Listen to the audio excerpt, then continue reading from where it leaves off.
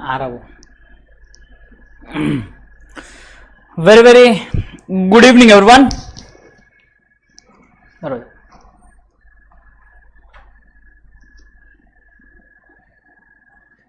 Very very very good evening. चलो बोलो मेरे प्यारे प्यारे बच्चों, सब आ गए हैं क्या?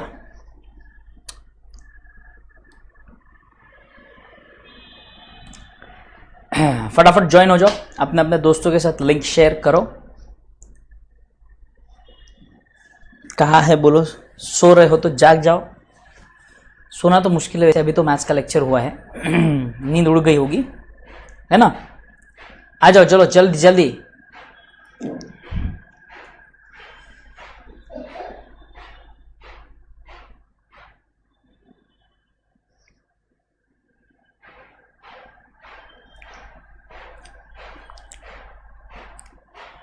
या चलो दोस्तों के साथ लिंक शेयर करो, वीडियो पे आते साथ पहले लाइक करो, जल्दी जल्दी।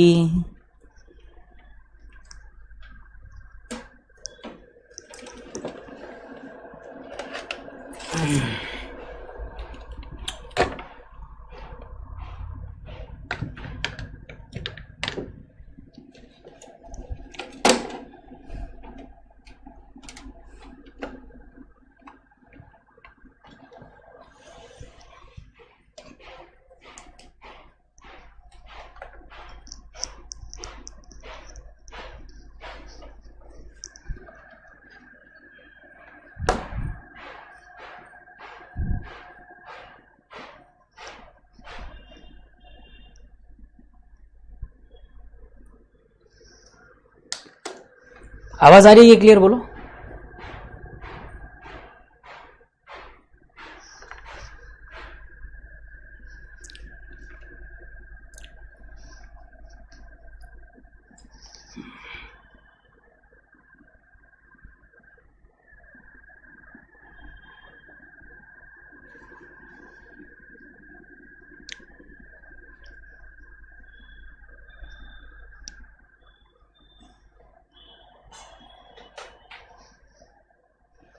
ठीक है, कुछ पॉइंट समझ में नहीं आए, कोई बात नहीं। मुझे इतना एक बार बोल दो कि आवाज़ क्लियर है, ऑडियो वीडियो दोनों क्लियर है क्या? ये बोल दो एक बार, सो वी कैन बिगिन।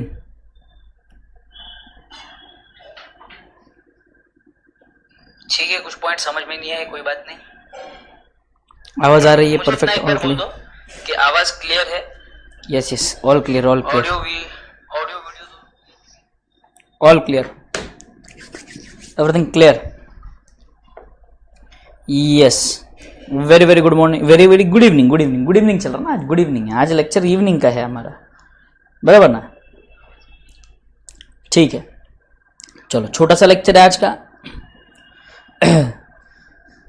छोटा सा कॉन्सेप्ट डिस्कस करना है जहाँ पे हमारा बेसिक्स खत्म हो जाता है, क्लियर है? So that we can start with our new chapter on Monday, है ना? It has discussed tomorrow morning 11:30 we will be meeting, we will be meeting at 11:30 on zoom पर मिलेंगे ना।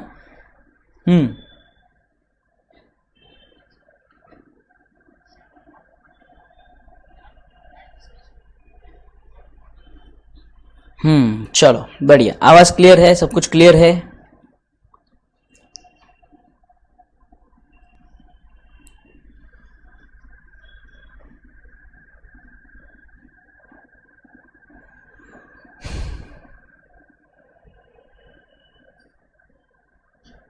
Clear?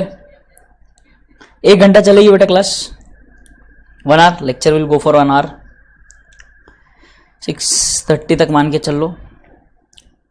Tomorrow lecture morning 11:30, lecture नहीं होगा, zoom meeting पर बात करेंगे। आपके डाउट्स जो है, मैंने जो कल 5 इलस्ट्रेशन आपको होमवर्क दिए थे वो डिस्कस करेंगे, उससे रिलेटेड आपके जो डाउट्स है वो डिस्कस करेंगे। उसके अलावा यहाँ वहाँ की इधर उधर की बातें करेंगे, बराबर है? ये सारी चीज़ें करेंगे कल। यस, ओके, यस यस, चलो लेट अस बिगिन।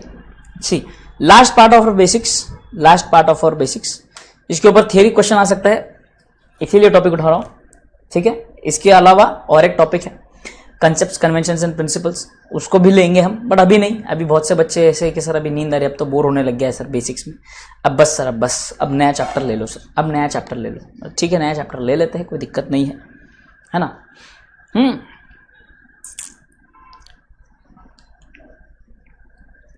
ठीक है, just give me a second, I will grab some water for me and will start the lecture.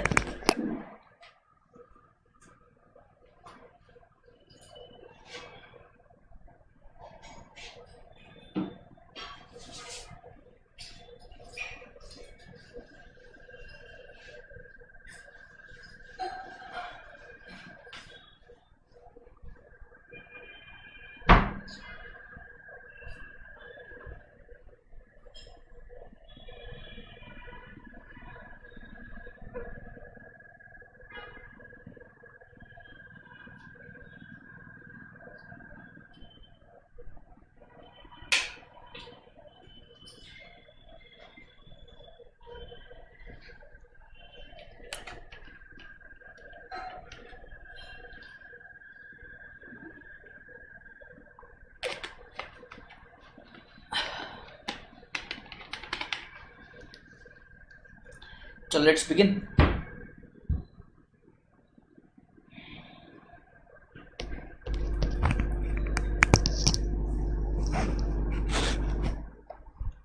Yes.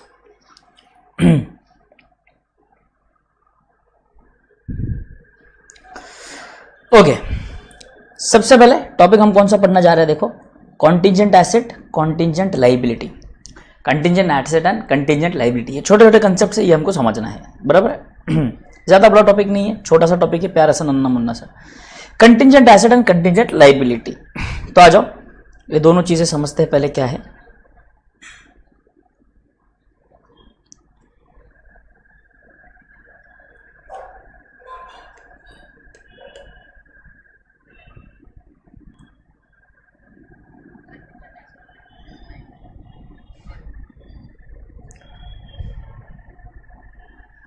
Okay, now let us begin. सबसे पहला आता है वर्ड कंटिंजेंट। सर ये contingent क्या है सर? कंटिंजेंट का मतलब क्या है सर, वो बताइए आप। Contingent asset and contingent liability, तो कंटिंजेंट का मतलब पहले समझेंगे, फिर कंटिंजेंट लाइबिलिटी और कंटिंजेंट एसेट समझेंगे। अरे अरे अरे अरे, क्या कर रहा है ये, क्या रहा है?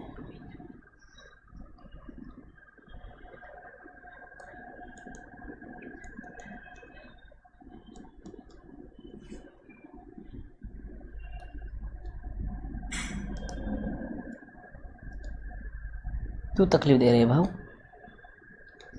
क्यों तकलीफ दे रहे हो? लाइबिलिटी एंड एसेट, ठीक। कंटिंजेंट, कंटिंजेंट का मतलब जो भविष्य में शायद हो सकता है, शायद नहीं भी हो सकता, मे or may not happen, may or may not,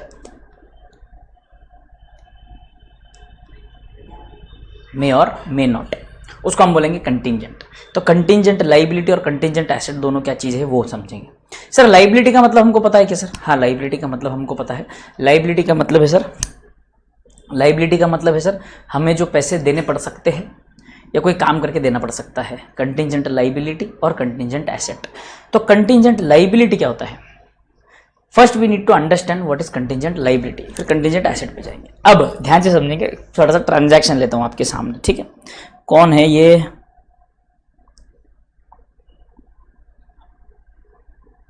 अच्छा अच्छा, thank you thank you thank you, ठीक है। Okay, now let us understand. ये बताए कौन है?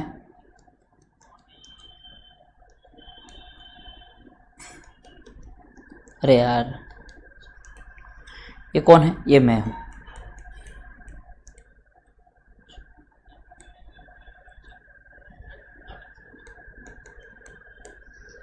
ठीक है। और ये बताए कौन है?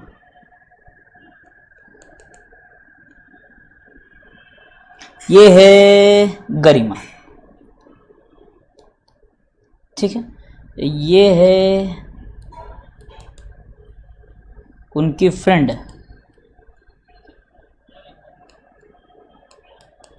योगिता, ठीक है। तो देखो योगिता मेरे पास आती है एक बार, कहती है कि सर मुझे 50,000 रुपीज़ की ज़रूरत है, क्या आप मुझे दे सकते हो? मैंने कहा ऐसे कैसे दूंगा, आप कौन हो, मैं आपको जानता नहीं हूं, ऐसे दे नहीं पाऊंगा मैं। तो फिर गरिमा मुझसे मिलने आती है। गरिमा कहती है सर आपके पास कल मेरी फ्रेंड आई थी योगिता पैसे मांगने। बोला हाँ।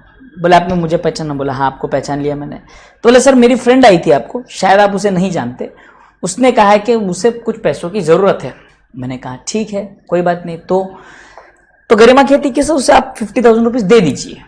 बोला यार मैं जानता नहीं हूँ उसे, वो पैसे कब लौटाएगी कब नहीं देगी नहीं देगी। बोले सर चिंता मत कीजिए, आप चिंता मत कीजिए। गरिमा बोलती है आप चिंता मत कीजिए, योगिता पे भरोसा रखिए, वो पैसा देगी। मैंने कहा अगर वो नहीं देगी तो? गरिमा बोलती है कि सर चिंता मत करो, मैं हूं ना, किसका है तुमको इंतजार, मैं हूं ना, तो अगर वो पैसे नहीं लौटाती है तो मैं आपको पे कर दूंगी। मैंने कहा ठीक है बढ़िया, तुम्हारे भरोसे मैं योगिता को पैसे दे रहा हूं, तो बात ध्यान से समझेंगे। इस ट्रांजैक्शन में योगिता की सबसे पहली लाइबिलिटी होगी, प्राइमरी लाइबिलिटी होगी किसकी? योगिता की। किसकी?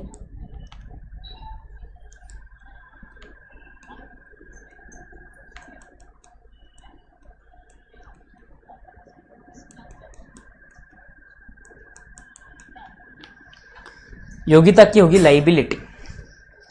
मेरे लिए होगा एसेट, क्योंकि पैसे आना बाकी है, और गरिमा के लिए होगी कंटिंजेंट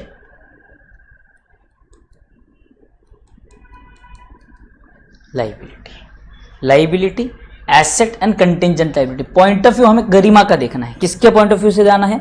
गरिमा के पॉइंट ऑफ व्यू से देखना है। किसके पॉइंट ऑफ व्यू से देखना है? गरिमा के पॉइंट ऑफ व्यू से देखना है, ठीक है। गरिमा के पॉइंट ऑफ व्यू से देखेंगे। अब ध्यान से सुनेंगे, प्राइमरी लाइबिलिटी किसकी है सर? योगिता की है। तो यहां पे कहना ये चाहता हूं मैं कि अगर लाइबिलिटी तो देखो योगिता की है, तो योगिता ने मुझे पे करने हैं, उसने कहा था 2 महीने बाद पे करूंगी।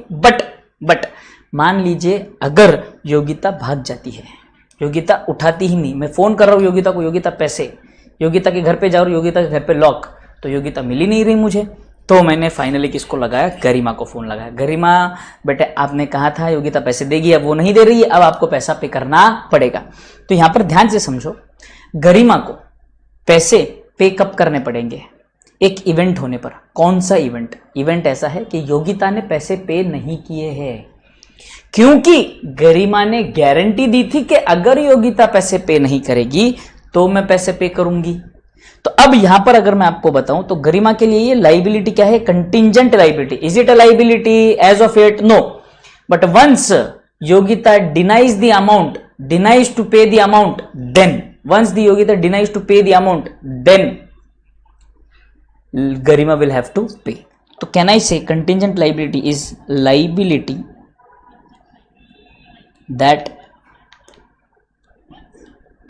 may arise or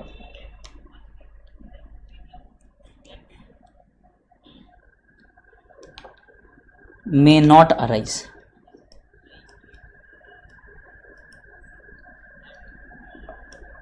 depending upon happening or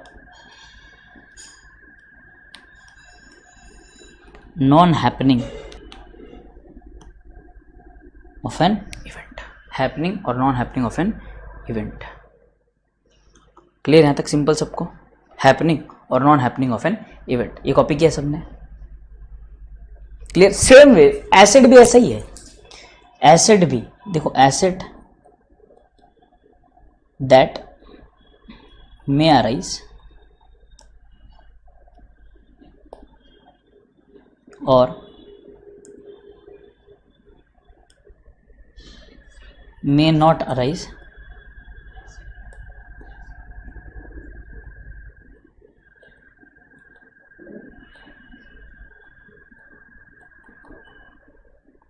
happening और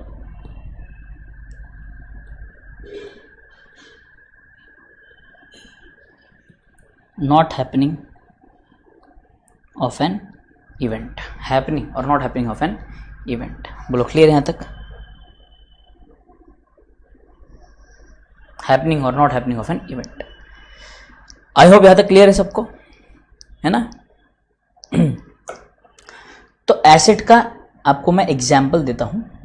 अब मान लो कि ये मेरी प्रॉपर्टी थी, ठीक है, ये मैं हूं, ठीक। अब ध्यान से समझो, ये जो प्रॉपर्टी है ये क्या कर लिया गवर्नमेंट ने,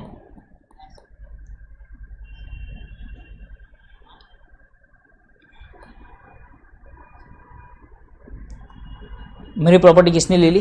गवर्नमेंट ने ले ली मेरी जमीन और कंपेंसेशन पे कर दिया। गवर्नमेंट ने क्या किया? कंपेंसेशन पे कर दिया, ठीक है। बट मैं उस कंपेंसेशन से नाराज था। अरे नहीं यार, इतना कम कंपेंसेशन नहीं होता है यार, जमीन की कीमत ज्यादा थी यार, आप बहुत कम पैसा दे रहे हो। तो मैंने क्या किया, गवर्नमेंट के अगेंस्ट मैंने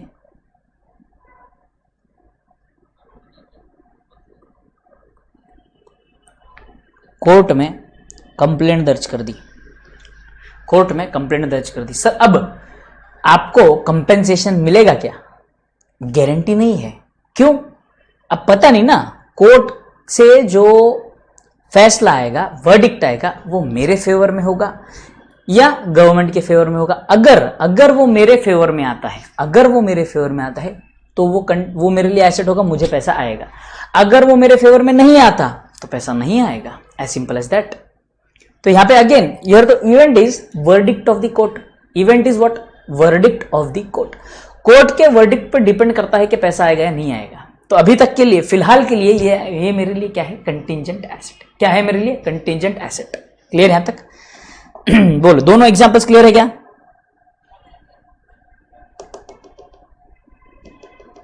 हाँ हाँ चलेगा, कोई दिक्कत नहीं है। वृत्रा डिफिकल्ट नाम है यार, ठीक है। बोलो, दोनों एग्जांपल्स क्लियर है कि सबको? वो बोलो दोनों एग्जांपल्स क्लियर है कि सबको? both the examples clear?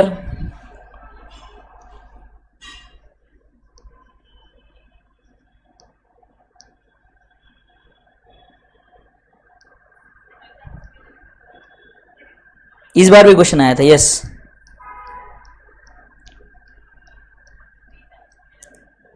Very good. Now अगर मैं आपको बताऊं कि लाइबिलिटी का जो डिस्क्लोजर है,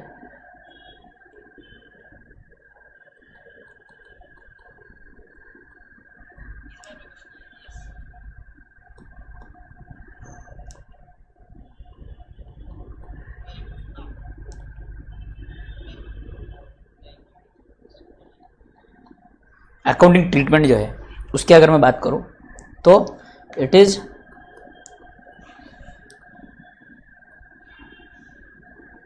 not recorded in books of accounts. Is it recorded in books of accounts? No sir, not recorded in books of accounts. Disclosure बताऊं तो shown as a footnote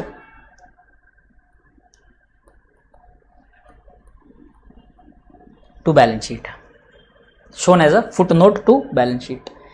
यहां पे अकाउंटिंग ट्रीटमेंट की बात करें तो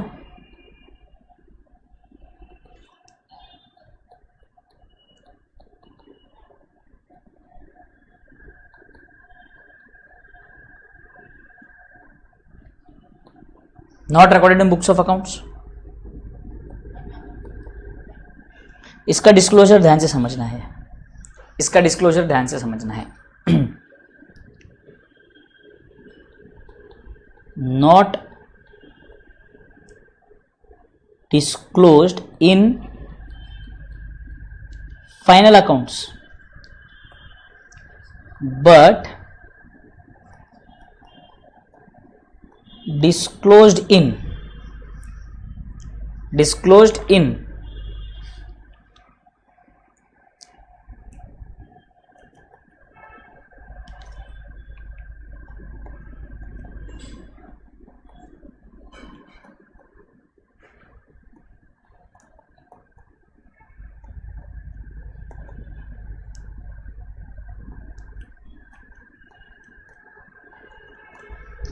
approving authorities report, in what? Approving authorities report, ठीक है सबने? अप्रूविंग अथॉरिटी मतलब सर, अप्रूविंग अथॉरिटी का मतलब क्या सर? अप्रूविंग अथॉरिटी का मतलब होता है बोर्ड ऑफ डायरेक्टर्स, जो आपके फाइनेंशियल स्टेटमेंट्स को अप्रूव करते हैं, जो फाइनेंशियल स्टेटमेंट्स को अप्रूव करते हैं उसको हम कहेंगे अप्रूविंग अथॉरिटी। तो अपनी अथॉरिटी, जो अप्रूविंग अथॉरिटीज है वो अपने रिपोर्ट में डिस्क्लोज करती है। बुक्स ऑफ अकाउंट्स में हमें देखने की जरूरत नहीं है।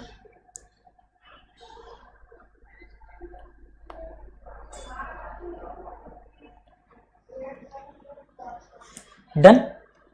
बोलो यहां तक डन दोनों चीजें?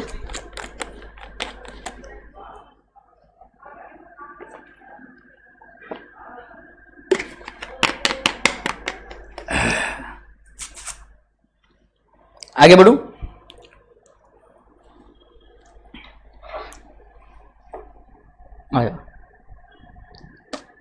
देखो कंटिंजेंट लायबिलिटी पे पहले आता हूं। The term contingent liability can be defined as a possible obligation that arises from past events and the existence of which will be confirmed only by the occurrence or non-occurrence of one or more uncertain future events not wholly within the control of the enterprise। मतलब possible obligation मतलब आपके ऊपर एक बंधन आ सकता है from past events. कभी आपने कोई ट्रांजैक्शन ऐसा किया जिसकी वजह से आपके ऊपर बंधन आ सकता है। जैसे मैंने योगिता को पैसे दे रखे थे, वो पास्ट इवेंट हो गया, उसके बेसिस पर क्या होगा मेरे ऊपर, अब मान के चलो किसका नाम था, गरिमा के ऊपर ऑब्लिगेशन आ सकता है which will be confirmed only by occurrence or non occurrence. अब उसकी लाइबिलिटी होगी या नहीं होगी ये कब हो डिसाइड होगा, on happening or non happening. इन्होंने बोला occurrence or non occurrence of what, of one or more uncertain future events which is within not wholly with in the control of enterprise. मतलब गरिमा को एक हम एंटरप्राइज मानते हैं, योगिता पैसा देगी या नहीं देगी ये गरिमा के कंट्रोल में नहीं है। गरिमा के कंट्रोल में, गरिमा को पता ही नहीं है, Garima can not control Yogita whether she should pay or she should not पे, ये उसके कंट्रोल में नहीं है। समझ में आ रहा है सबको? दूसरा वो बोलता है या तो पॉसिबल ऑब्लिगेशन या तो प्रेजेंट ऑब्लिगेशन। प्रेजेंट में ऑब्लिगेशन है, present obligation arises from past events but it is not recognised. Present obligation है, हमारे ऊपर बंधन है, हमारे ऊपर क्या है, बंधन है। यहां पर क्या बोला उन्होंने, बंधन आ सकता है, यहां पर कहते हैं कि बंधन आ चुका है बट हम फिर भी रिकॉग्नाइज नहीं कर रहे उसको as a liability, as a liability, as a liability. क्यों? क्योंकि it is not probable that an outflow of resources embodying economic benefits will be required to settle the obligation. मतलब इट इज नॉट प्रोबेबल, मतलब आपके ऊपर, not probable मतलब आपको किसी भी प्रकार का कोई भी आउटफ्लो नहीं होगा। कौन सा outflow? Resources embodying economic benefit, मतलब पैसे लगने की नहीं, पैसे नहीं लगेंगे आपको, पैसे नहीं जाएंगे, ना आपके पैसे जाएंगे ना आपके गुड्स जाएंगे। कोई एक ऐसा एक्ट करना पड़ेगा जिसकी वजह से वो मामला सेटल हो सकता है, जिसकी वजह से वो मामला सेटल हो सकता है। सिंपल, क्लियर है सबको? बोलो हाँ या ना?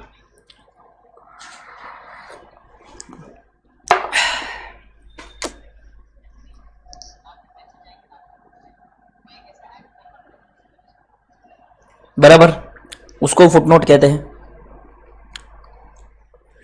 बेस्ट मोमेंट ने बेस्ट क्वेश्चन पूछा है। A reliable estimate of the amount of the obligation cannot be made। अब मान के चलो जैसे मैंने गवर्नमेंट के ऊपर केस किया था, किस चीज का, कि सर मुझे तो कंपेंसेशन कम मिला है। ऐसे ही मान लो सिचुएशन उल्टा कर देते हैं, किसी ने मेरे ऊपर केस कर दिया कि सर वो अमाउंट पे आपने कम किया, आपको ज्यादा अमाउंट पे करना पड़ेगा। अच्छा, अब यहां पर ध्यान से समझो, अब यहां पर कितना ज्यादा अमाउंट पे करना पड़ेगा ये पता नहीं है। ये तो पता चल चुका है कि सामने वाले ने केस कर दिया, अमाउंट पे करना है, बट कितना पे करना है ये नहीं पता। मतलब मेरे ऊपर बंधन है ये मुझे पता है, बट कितना ये नहीं पता, तब भी हम रिकॉर्ड नहीं करते और उसको कंटिंजेंट लायबिलिटी बताते हैं। बोलो यहां तक क्लियर है सबको? दोनों एग्जाम्पल क्लियर है आपको? पहला उन्होंने क्या कहा, पॉसिबल ऑब्लिगेशन, कि भाई शायद पे करना पड़ सकता है, शायद पे नहीं भी करना पड़ सकता, तब आप कंटिंजेंट लायबिलिटी रिकॉर्ड करेंगे। ये इंपॉर्टेंट है कंटिंजेंट लायबिलिटी के हिसाब से। ये मॉड्यूल में से ये आपको नोट, शॉर्ट नोट के लिए आ सकता है, ये आपको लिखना है और कोशिश करके इन्हीं वर्ड्स का इस्तेमाल, इन्हीं टर्मिनोलॉजीज का इस्तेमाल आपको करना है। इन्हीं टर्मिनोलॉजीज को आपको यूज करना है। मेरी जान चाय आ गई, सही बात है। लोगों को अलग चीजों का नशा होता है, मुझे चाय का नशा होता है। लोगों को किसी और चीजों का एडिक्शन है, मुझे चाय का एडिक्शन है। भाई क्या करें अभी, अब है तो है, क्या कर सकते हैं, बोलो।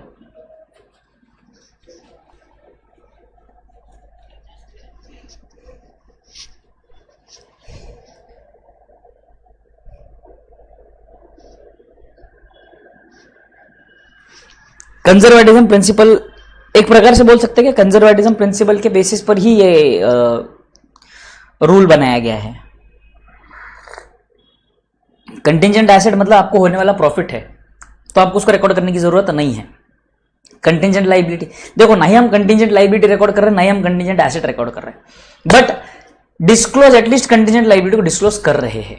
कंटिंजेंट एसेट तो डिस्क्लोज भी नहीं करते अपन फाइनेंशियल स्टेटमेंट। हाँ, बोर्ड ऑफ डायरेक्टर्स, अपनी बोर्ड ऑफ डायरेक्टर्स मान लो, वो अपने रिपोर्ट में बता सकते हैं। डायरेक्टर्स रिपोर्ट आता है, chairman's word, vice president's word towards the stakeholders, तो वो क्या बात करना चाहते हैं उसमें आ सकती है चीजें, बट हमारे फाइनल अकाउंट में, हमारे बुक्स में नहीं आएगी। बोलो, किसी के मन में किसी प्रकार की कोई शंका, कुशंका, डाउट?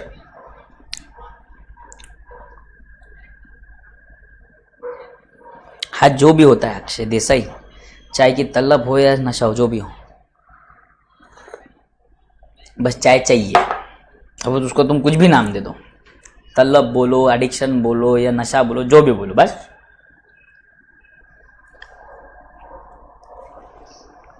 डिस्क्लोजर अगेन फिर से सुनेंगे, डिस्क्लोजर फिर से सुनेंगे। Contingent liability will be shown as a footnote to the balance sheet. Balance sheet को नोट्स टू अकाउंट्स बनाए जाते हैं। जब कंपनी अकाउंट्स पढ़ाऊंगा, जब कंपनी अकाउंट्स हम पढ़ेंगे, तब मैं शेड्यूल 3 जब होता है अपना, शेड्यूल 3 के अंदर उसके नोट्स टू अकाउंट्स आते हैं। उन नोट्स टू अकाउंट्स में हमें डिस्क्लोज करना पड़ता है कंटिंजेंट लाइबिलिटी। कंटिंजेंट एसेट जो है वो हमारे रिपोर्ट में आएगा ही नहीं। Contingent asset board of directors का रिपोर्ट बनता है, उसमें आएगा, हमारे बुक्स में आएगा ही नहीं। बोलो क्लियर है यहां तक सबको? बोलो यहां तक क्लियर है सबको? आगे बढ़ू। A contingent liability is a possible obligation arising from past event में future depending on occurrence or non-occurrence. Contingent liability may also be a present obligation or past events. Should not recognize a contingent liability in balance sheet. However, it is required to be disclosed in the notes to accounts unless possibility of outflow of resources embodying economic benefit is remote. These liabilities are assessed continually to determine whether an outflow of resource embodying economic benefit has become probable. अगर उसकी probability बढ़ गई कि पैसा पे करना ही पड़ेगा, वो हमें हर साल रिव्यू करना पड़ता है। Then an outflow of future economic benefits will be required for an item previously dealt with as a contingent liability. A provision is recognized in financial statements of the period in which the change's probability occurs, except in the extremely rare circumstances where no reliable estimate can be made. मगर आपको ऐसा लगता है कि आपके बहुत ज्यादा high probability है, पे करना ही पड़ेगा,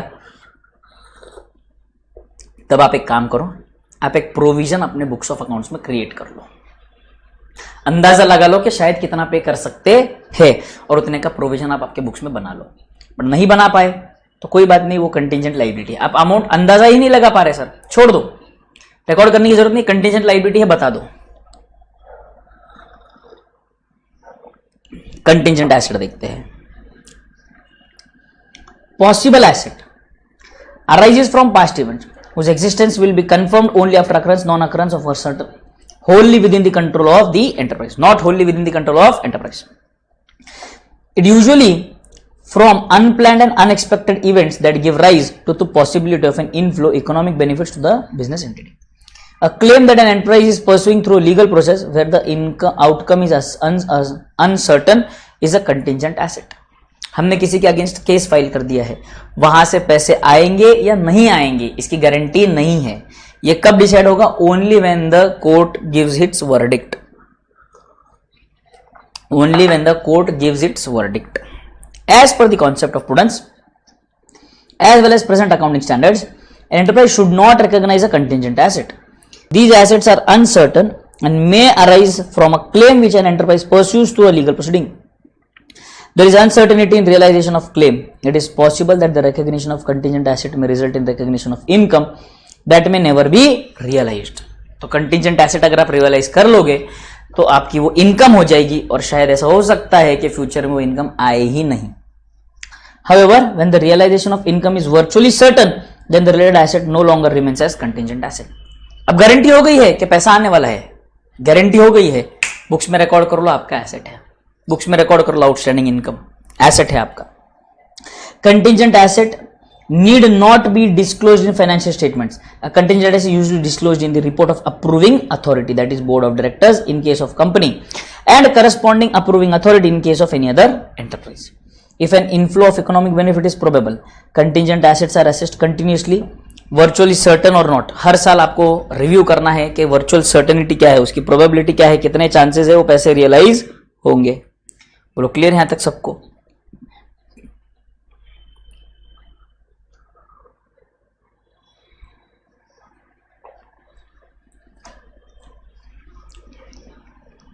बोलो सबको यहां तक समझ में आ गया है क्या? आगे बढ़ू क्या? क्या मैं आगे बढ़ सकता हूं?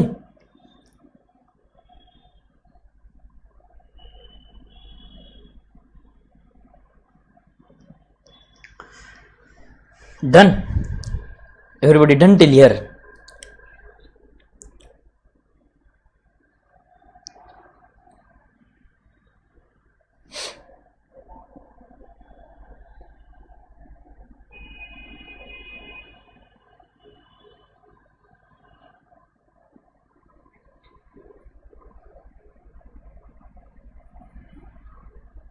तो वही बोल रहा हूं ना बेटे. अब देखो कैसा है जो आप बोल रहे हो, हमको लगा कि पैसा पे कर आएगा, तो कंटिजेंट एसेट तो ऐसे भी हम लोग रिकॉर्ड नहीं कर रहे. अब क्या होता है ना, रेगुलर बेसिस पर जो भी कोर्ट केस चलता है, आप आपके लॉयर के साथ रेगुलर बेसिस पे तो टच में रहेंगे, वो आपको केस की प्रोग्रेस बताता रहेगा कि क्या चांसेस है, क्या नहीं चांसेस है, क्या आपको पे करना पड़ेगा या आपको पैसा आने वाला है.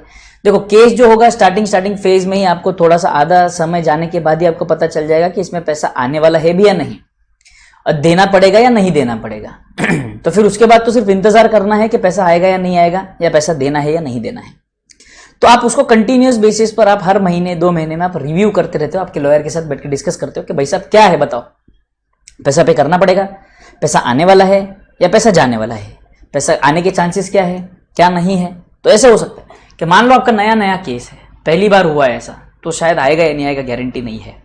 बट ऐसा होता है कि लॉयर आपको बोलता है कि सुनो सर भाई साहब, ऐसा केस ना हमने 2 साल पहले भी एक ऐसा केस किया था, 7 महीना 8 महीना ये केस चला, but at the end guarantee इतनी है कि अपने केस में पैसा जरूर आएगा, आप लिख के ले लो पैसा आएगा. तो हाई प्रोबेबिलिटी बोल रहे हो, प्रोबेबिलिटी हाई है, तो आप उसको रिकॉर्ड कर लो, आप क्या कर लो उसका ऐसा कंटिजेंट एसेट दिखा दो. और जब ऐसा हो जाता है कि केस का आखिरी पड़ाव आया है, क्लाइमैक्स आया है और आपको दिख रहा है पूरा केस अपने फेवर में है, तब आप एसेट रिकॉर्ड कर सकते हैं. क्लियर है यहां तक सबको? बोला यहां तक क्लियर सबको? Everyone is it clear? लगता है आज बहुत बच्चे नींद में हैं.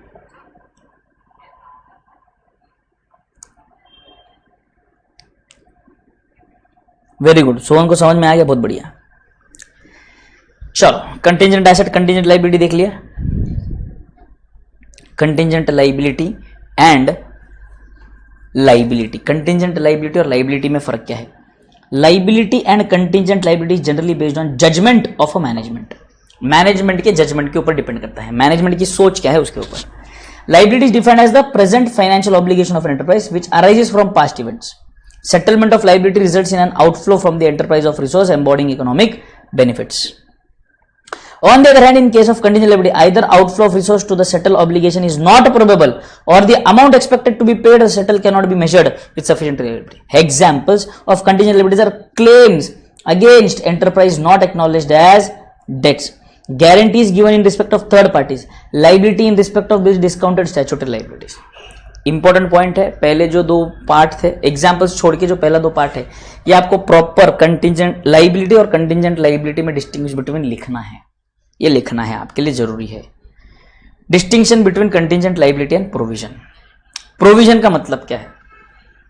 Provision means any amount written off or retained by way of providing for depreciation, renewal, diminution in the value of assets or retained by way of providing for any known liability of which the amount cannot be determined with substantial accuracy.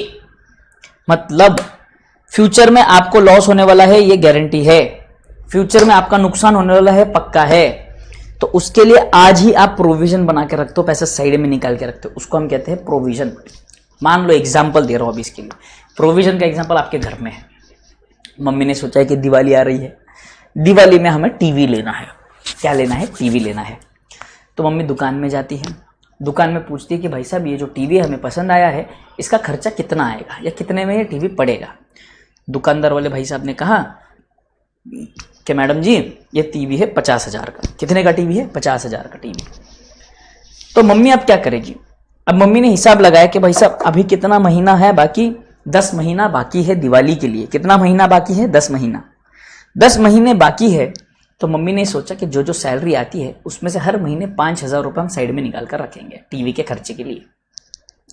तो क्या आप बता सकते हो 10 महीने बाद TV का जो खर्चा है वो 50,000 ही होगा क्या? बोलो हाँ या ना, बोलो हाँ या ना। 50,000 का टीवी है तो आप क्या गारंटी से बोल सकते हो कि 10 महीने बाद वो टीवी की कीमत 50 ही रहेगी? कम भी हो सकती है या ज्यादा भी हो सकती है, बोलो हाँ या ना।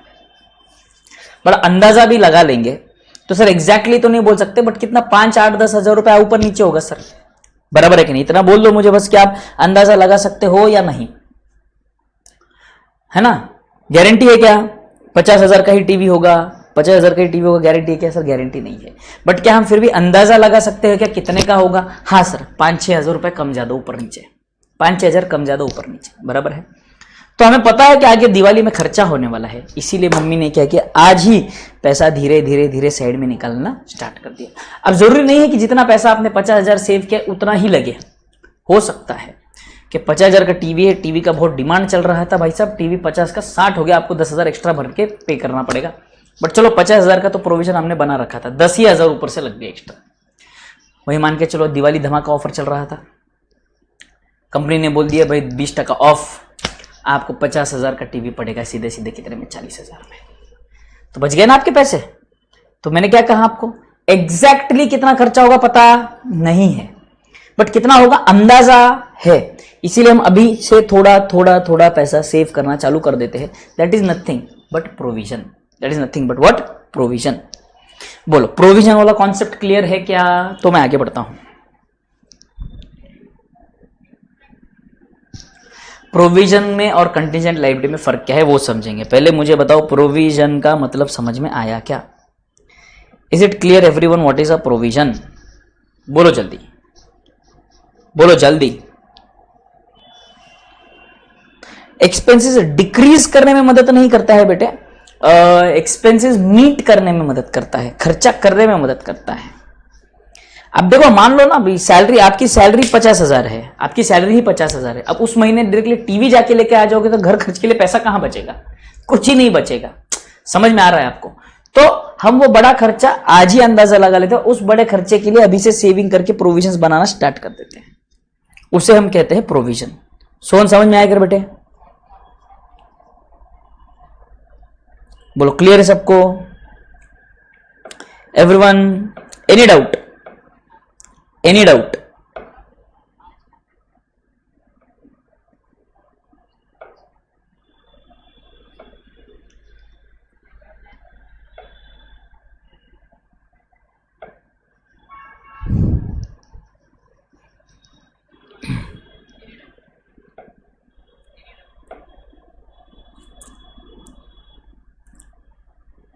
बढ़िया।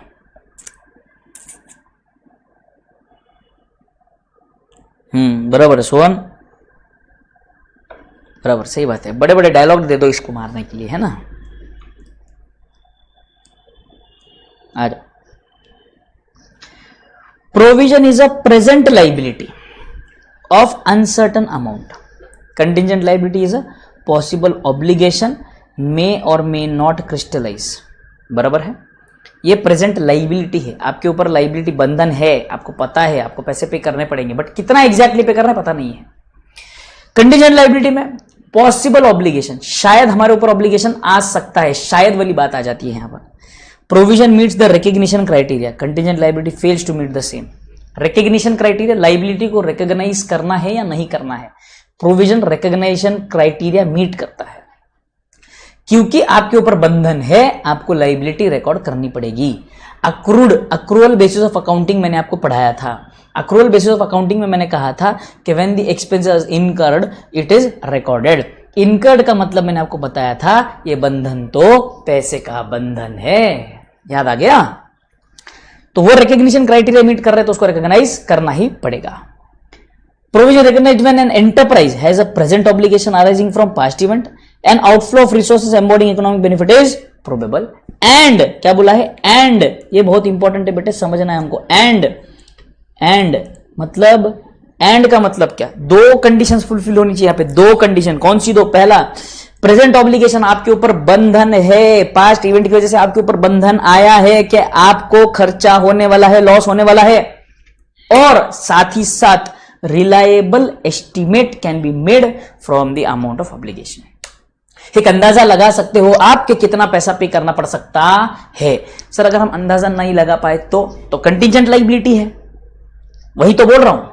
ऊपर हमने कंटीजेंट लाइबिलिटी में 2 पॉइंट पढ़े बेटे, ऊपर देखो, याद करो फिर से। यहां पर देखो ये 2 पॉइंट दिख रहे, 1 and 2, 1 and 2 दिख रहे आपको। पहला उसने क्या बोला? पॉसिबल ऑब्लिगेशन, तो विषय नहीं है। पॉसिबल ऑब्लिगेशन का मतलब विषय नहीं है कि भाई आगे आपके ऊपर बंधन आने वाला है, तो कंटीजेंट लाइबिलिटी।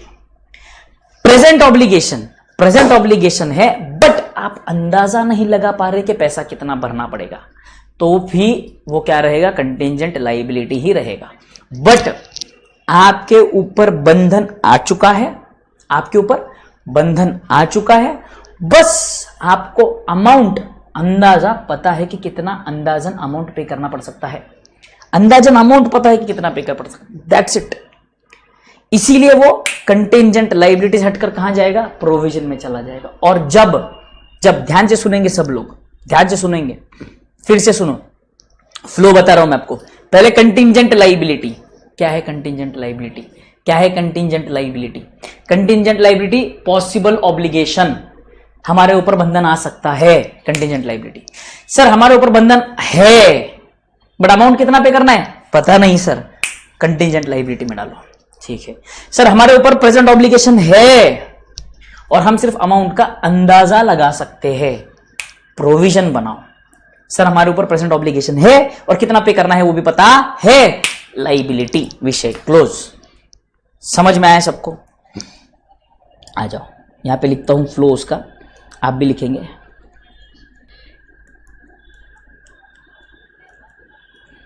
पॉसिबल ऑब्लिगेशन कहां है? क्या कहां है?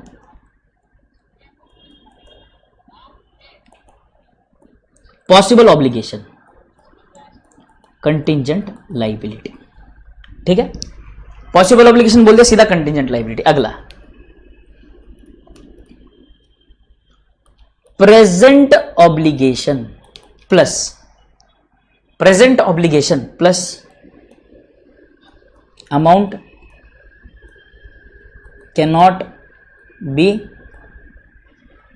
measured, again contingent liability। ठीक है, अब देखो ध्यान से, प्रेजेंट ऑब्लिगेशन है क्या? हाँ है, plus amount can be measured reliably,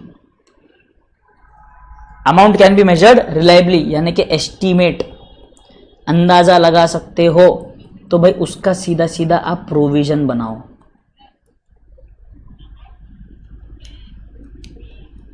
और आपका प्रेजेंट ऑब्लिगेशन है प्लस अमाउंट ऑल्सो नोन, तो आपकी सीधे सीधे क्या होगी? Liability. As simple as that. चिटकाओ जल्दी से।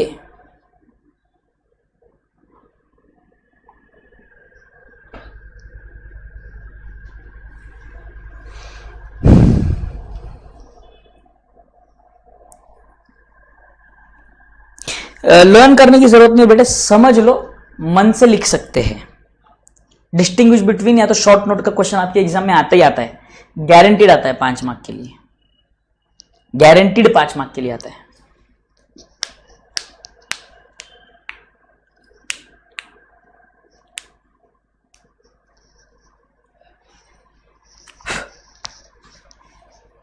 बोलो क्लियर यहां तक? हर्ष दुबे का कहना है कि जैसे मम्मी लोग गोल्ड के लिए सेव करती है, एग्जैक्टली वो प्रोविजन हो गया बेटा आपका। मम्मी ने सोच लिया कि गोल्ड लेना है तो अभी से मम्मी थोड़ा सा सेविंग चालू कर देती है। Exactly right. बोले कॉन्सेप्ट क्लियर है क्या सबको? क्या ये कॉन्सेप्ट सबको क्लियर है? जल्दी जल्दी बोलो तो मैं आगे बढ़ता हूं।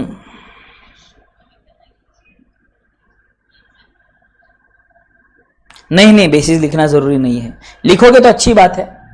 एक एग्जामिनर को एक पॉइंट ऑफ व्यू बढ़िया सा पता चल जाएगा कि वो आप बताना क्या चाहते हो, तो शायद वो ज्यादा डिटेल में ना जाए।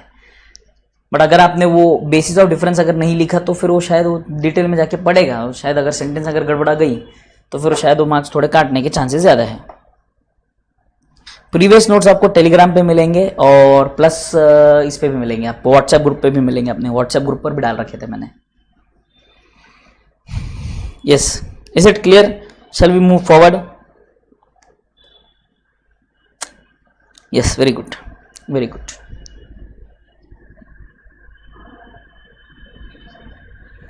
If the management estimates that it is probable that the settlement of an obligation will result in outflow of economic benefits, it recognizes the provision in the balance sheet. If the management estimates that it is less likely that an economic benefit will outflow, the firm settle the obligation, it discloses the obligation as a contingent liability. मतलब यहाँ पर क्या बोलेंगे? Estimate that it is probable, it is probable, it is less likely. Probable and less likely मतलब probability high है तो उसको provision record कर लो। प्रोबेबिलिटी हाई है, अगर प्रोबेबिलिटी बहुत कम है, सर मुश्किल है पैसा देना पड़ेगा, मुश्किल है, तो आप क्या कर लो, उसको रिकॉर्ड कर लो एज अ कंटीजेंट लाइबिलिटी। आपके बुक्स ऑफ अकाउंट्स में, नोट्स टू अकाउंट्स में दिखा दो आप, फुट नोट में। बोलो क्लियर है यहां तक कंसेप्ट? बोलो यहां तक कॉन्सेप्ट क्लियर है सबको? तो क्या मैं नए कॉन्सेप्ट पे जा सकता हूँ? नया टॉपिक है अपना, छोटा सा टॉपिक रहेगा।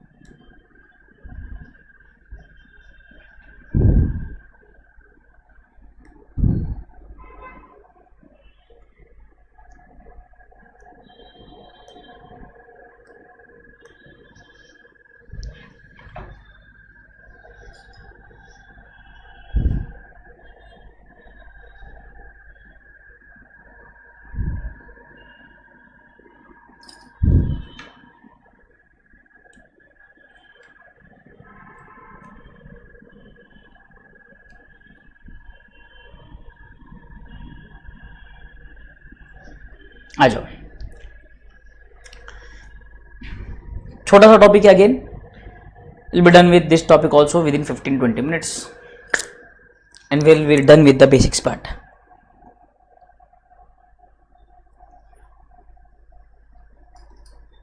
धन्यवाद सोहन, आपकी इज्जत, जो भी आपने लिखा है उसका ही मुझे इंतजार था, वरना मैंने तो पढ़ाना ही नहीं था, मैंने छोड़ देना था, अभी छोड़कर चले जाना था। यहाँ पर मैंने सैटरडे है, बढ़िया सा घूमने पार्टी करने जाना था मैंने तो। अब वो तो तुमने इजाजत दे दी इसलिए पढ़ा रहा हूं, वरना तो मैंने अपनी दुकानें बंद कर देनी थी।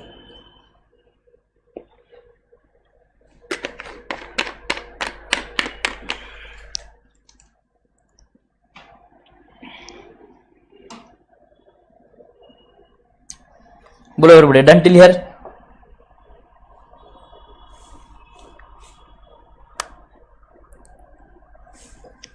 आ जाओ, selection of accounting policies. Accounting policies select करने से पहले आपको 3 चीजों का ध्यान देना, एक prudence, substance over form and materiality. These are the 3 concepts that you need to understand before selecting a accounting policy, before selecting any accounting policy. देखो हमारे अकाउंटिंग स्टैंडर्ड्स होते हैं, अकाउंटिंग स्टैंडर्ड आपको अकाउंटिंग करने के तरीके बताते हैं। Those are nothing but accounting policies. भाई इन्वेंट्री को मेजर करो, इन्वेंट्री को मेजर करते समय आप फीफो लगा सकते हो, लीफो लगा सकते हो, वेटेड एवरेज कॉस्ट लगा सकते हो। तो ये क्या हुआ? पॉलिसी हुआ। डेप्रिसिएशन चार्ज करना है, डेप्रिसिएशन चार्ज करने के अलग अलग मेथड्स है, एसएलएम मेथड है, डब्ल्यूडीवी मेथड है, और मशीन आर रेट मेथड है, प्रोडक्शन यूनिट मेथड है, बहुत सारे मेथड्स है, बहुत सारे। बट आपको कौन सा पॉलिसी लगाना है, आपने कौन सी पॉलिसी यूज करनी है, ये आपके ऊपर छोड़ा गया है, ये आपको फ्रीडम दिया गया है। बट कंसिस्टेंसी कॉन्सेप्ट बोलता है कि जो आपको पॉलिसी लगाना है आप लगा लो, but consistently every year you have to apply only those policy, you can not change your policies every year. इसीलिए अब जो भी पॉलिसी हम सिलेक्ट करेंगे, वो पॉलिसी सिलेक्ट करने से पहले हमें किन किन चीजों का ध्यान रखना है, हमें वो पॉइंट देखने हैं। क्लियर है तक? आ जाओ, selection of accounting policies. Choice of accounting policy is an important policy decision which affects the. देखो अब इसमें ज्यादा समय नहीं लगा रहा हूं मैं, जो इंपॉर्टेंट पॉइंट्स होंगे, छोटे छोटे पॉइंट्स होंगे, वो हम आपको एक्सप्लेन करूंगा और हम टॉपिक खत्म कर देंगे। वरना ये टॉपिक अगर मैं पढ़ते बैठूंगा, एक एक चीजें पढ़ूंगा, तो आप भी सो जाओगे, मैं भी यहीं पर यूट्यूब लाइव में ही सो जाऊंगा, है ना।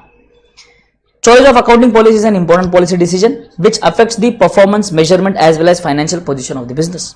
Selection of inappropriate accounting policy may lead to understatement or overstatement of performance and financial position. Thus, accounting policy should be selected with due care after considering the effect of the financial performance. It is believed that no unified or exhaustive list of accounting policies can be suggested which has universal application. ये list है, यही apply करना है, ऐसे बोल नहीं सकते। तो आपको सिलेक्ट क्या करना है वो हम बताएंगे आपको। सिलेक्शन के समय किन चीजों का ध्यान देना है वो भी हम बताएंगे आपको। 3 major characteristics which should be considered for the purpose of selection and application of accounting policies: prudence, substance over form, and materiality. The financial statement should be prepared on the basis of such accounting policies so that exhibit true and fair view state of affairs of balance sheet and profit and loss. सही picture दिखनी जरूरी है। Clear है तक? Examples wherein selection from a set of accounting policies made can be given as follows: inventories are valued at cost except for finished goods by products. Finished goods are valued at lower of cost or market value of byproducts or valued at net realizable value. Inventory वाला chapter पढ़ेंगे तब हम मैं detail में clear समझ दूंगा। Investments long term है या शॉर्ट टर्म है, ये इंटरमीडिएट लेवल पर जब हम AS 13 पढ़ेंगे, अकाउंटिंग फॉर इन्वेस्टमेंट्स, उस समय आपको समझ में।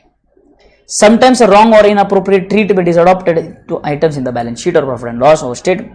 Disclosure of treatment adopted necessary in any case, but disclosure cannot rectify a wrong or inappropriate treatment. सिर्फ आप डिस्क्लोज कर दोगे अरे यार मेरे से गलती हो गई, तो आपके बुक्स ठीक नहीं हो जाएंगे। क्लियर है? तो सही पॉलिसीज लगाना आपके लिए बहुत ज्यादा जरूरी है। ये चैप्टर इंपॉर्टेंट नहीं है, बट बुक में दिया है, कोई बच्चे नाराज हो जाते हैं कि सर ये टॉपिक नहीं पढ़ा है, वो टॉपिक नहीं पढ़ा है, इसीलिए पढ़ा रहा हूं बेटे। चेंजेस इन अकाउंटिंग पॉलिसीज देखना, ये इंपॉर्टेंट है। देखो ये कंसिस्टेंसी कंसेप्ट के लिए एक्सेप्शन है, कंसिस्टेंसी कंसेप्ट के लिए एक्सेप्शन है। कंसिस्टेंसी बोलता है कि हर साल आपको सेम पॉलिसीज लगाना है, बट ये बोलता है कि कुछ सर्कमस्टांसेस ऐसे जहां पे आप आपकी पॉलिसीज चेंज कर सकते हो, आप आपकी पॉलिसीज चेंज कर सकते हो। अब ध्यान से सुनेंगे, पॉलिसी चेंज कर सकते हो मतलब पहला point, it is required from some statute or compliance with an accounting standard. सरकार ने कह दिया कि ये पॉलिसी आज से बंद है, अगर आप फॉलो करते हो तो आपको बंद करनी पड़ेगी, दूसरी ही लगानी पड़ेगी, ऑप्शन नहीं है।